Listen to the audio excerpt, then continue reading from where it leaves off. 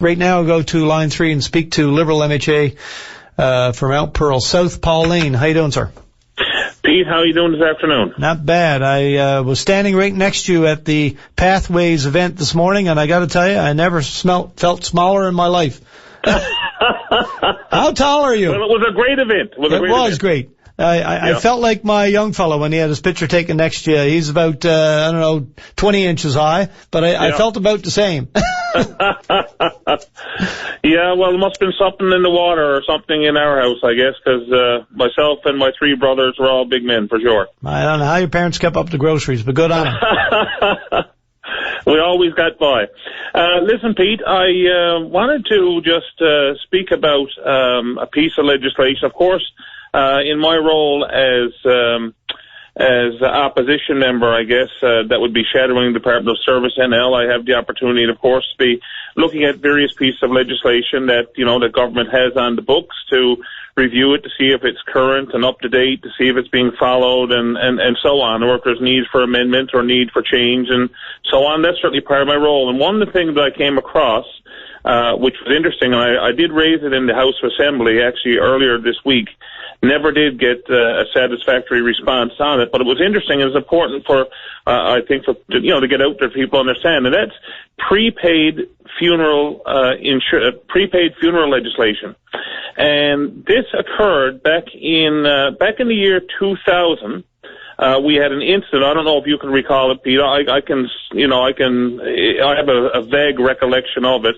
But there was a funeral home out in the West Coast, I believe it was out in Port Basque area, that basically there was a bunch of people that had paid in on prepaid insurance, and this would be mainly be, I would suggest, seniors and so on, for prepaid insurance for their funerals. And anyway, that particular business folded, and the person skipped town and so on, and at the end of the day, there was $500,000 of people's money that went with it. And at that particular time, the government of the day did step in, and the funeral home industry, to their credit, stepped in, and we had the development of prepaid funeral legislation. Yes, I remember all this now that you mentioned it. The story comes back fairly clear. Yeah.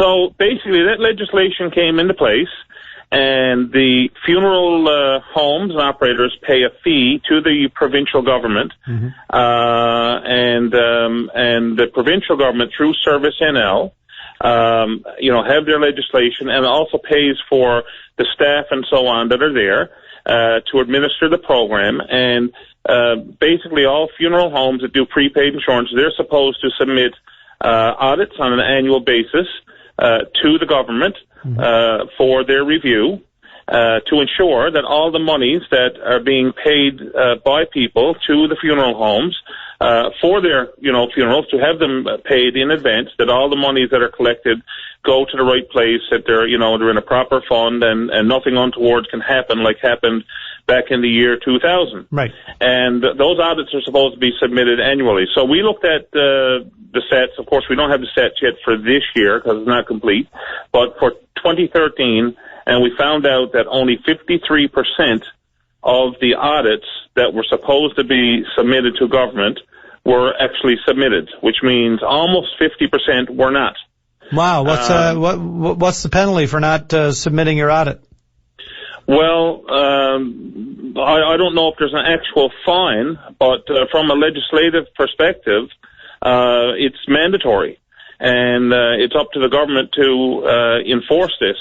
Now, one of the problems, I guess, that may have led to this, again, as part of the legislation and the agreement that was put in place and the fees that funeral home operators pay into the fund, it was supposed to fund a person within government, within Service NL, that would only be responsible for receiving the audits, reviewing them, and also for going out and doing routine audits and inspections of them on top of that, to again make sure everything is being done properly and being done above board. And that dedicated position does not exist. And I think what the department done is that they just sort of lumped it into a larger fund and a larger pool of employees that would do audits, like for insurance and for different things. So they're taking money that was dedicated to it. It's not being dedicated. Taking money that was supposed to be specifically used for something and just putting it into general revenue and I guess paying a person to do the work, but not specifically funded by the program.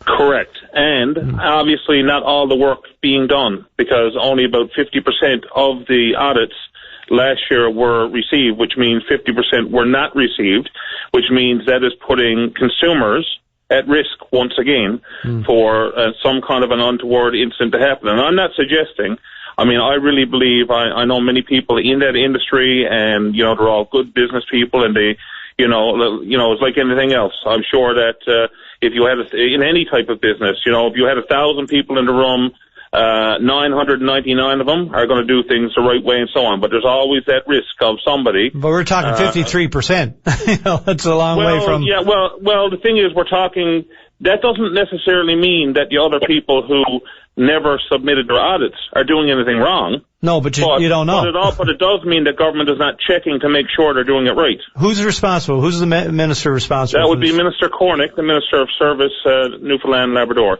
Right. And, of course, I asked a question in the House Assembly, and basically all I got is, you know, we're concerned about, the standard sort of fluff answer. Well, we're concerned about consumers, and we're concerned about, people that are paying this, and we're committed to doing things right. And sort of a top of the trees answer, but really no solid answer on exactly why you do not have these audits in your possession, why you do not have a dedicated person making sure that the work is actually being done the way it's supposed to be done. Yeah. So, again, in my role as critic for that department, I have a responsibility to bring these issues forward. I've done so in the House Assembly. I'm doing so again this afternoon. Because these regulations and legislations put in for a reason.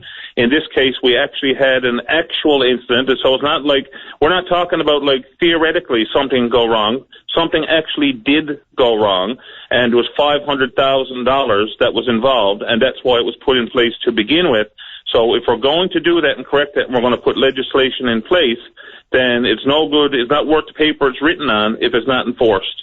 And it appears that it's not being enforced to the degree that it is supposed to be enforced. And I certainly call upon the government and the minister to correct that situation as soon as possible in order to protect consumers. And we're not just talking consumers of just any normal product here. I mean, we're talking about people, at their most vulnerable time and, in a grieving process, trying to deal with, the loss of a loved one, and then to potentially have to deal with this kind of situation during that time is even amplified to be even, worse again. So, well, I'm assuming that essentially people are still protected. It's the government that's not really keeping tabs on whether or not they're getting the money in the program that they're going to avail of every time that something like this might occur. So, and I agree also that concern is worthless unless it turns into action. So we have to ensure that we're doing the audits and making sure the program is running as it's supposed to.